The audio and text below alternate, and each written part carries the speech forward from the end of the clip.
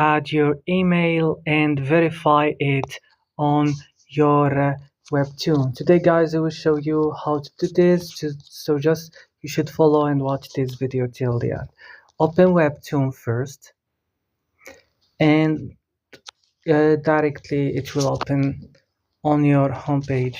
As you know, come here to this three dots, click on it. Come now, click on the settings. So right now you will find this list. Go click on your email. Right now you have to enter your email here.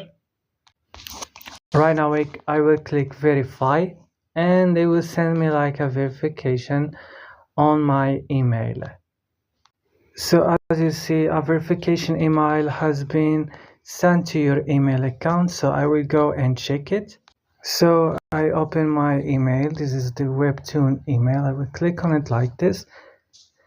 As you see, it sent me like verify your email. Click on the green button.